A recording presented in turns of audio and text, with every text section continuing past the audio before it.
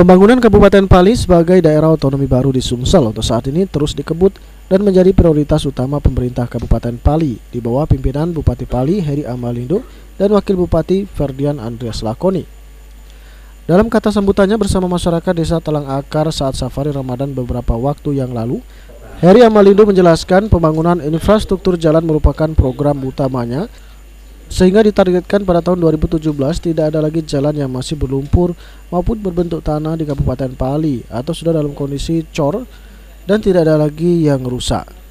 Saat ini kondisi jalan di Kabupaten Pali sebagian sudah sangat baik dan mulus, terutama jalan Desa Talang Akar, yakni mulai dari Simpang 5 Pendopo hingga perbatasan Musi Banyuasin yang nantinya akan lebih baik lagi.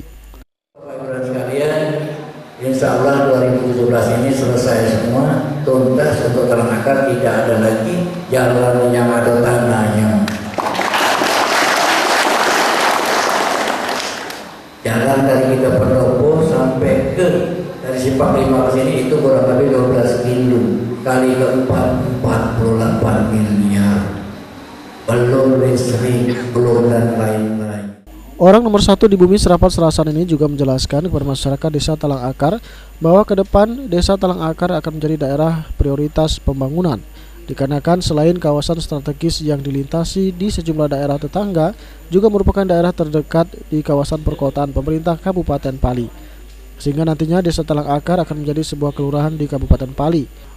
Oleh sebab itu, dengan adanya pembangunan infrastruktur, pihaknya mengajak seluruh lapisan masyarakat untuk dapat bekerja sama merawat pembangunan jalan yang menggunakan anggaran cukup besar ini.